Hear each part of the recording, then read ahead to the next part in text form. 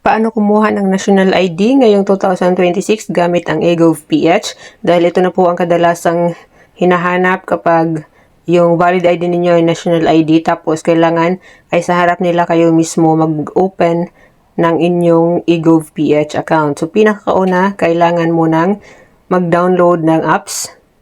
Punta tayo sa Play Store. Tapos, dito sa search, i-type mo lang, i-click mo ang search, i-type mo lang dyan ang eGovPH. Makikita mo itong eGovPH. So, ang nakalagay dito sa akin ay open dahil meron akong eGovPH.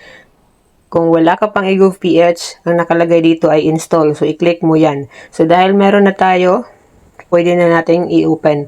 At kung wala ka pang account sa eGovPH, ay panoorin mo muna itong video natin. I-search mo lamang ang paano gumawa ng eGovPH account at hanapin mo ang mayroong picture na ganito. Or i-search po ninyo ang Janice Dehersey, paano gumawa ng eGovPH account. So, panoorin po ninyo muna ang video na to para sa pag-sign up. So, diretso na tayo sa ating eGovPH account para ipakita kung paano ba ang pag-generate ng National Digital ID. So, ganito ang itsura ng ating eGovPH account. Kailangan po muna natin mag-sign up. At, syempre, kailangan ay verified po ang ating account para mahanap po natin ang ating National Digital ID.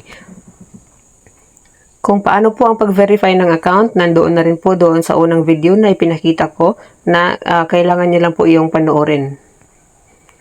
Syempre, kung verified ka na, punta ka na kaagad dito sa i-click mo itong Digital ID.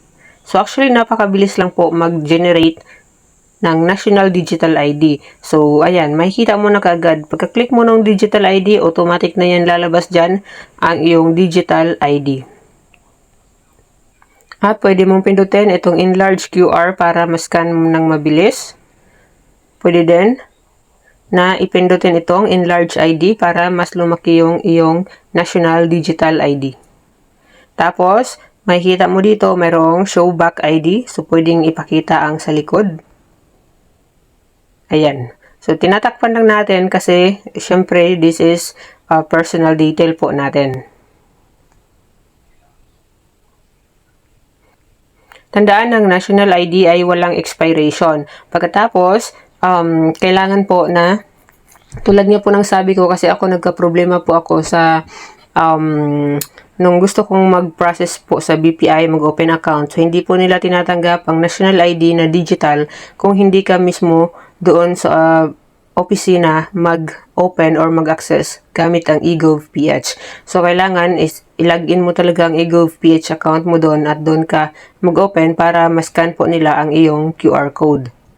Hindi po sila tumatanggap ng National Digital ID na naka-photocopy or naka-screenshot. So, I think parehas lang din po sa iba, hindi din po sila tumatanggap ng ganun. Kailangan po mismo sa eGovPH ka mag-access, doon po mismo yung ipapakita mo talaga sa kanila na sa eGovPH ka nag-access. So, ganyan lang talaga siya kasimple kung mayroon ka kung nakapag-sign up ka na ng iyong eGovPH account at kung na-verify ka na.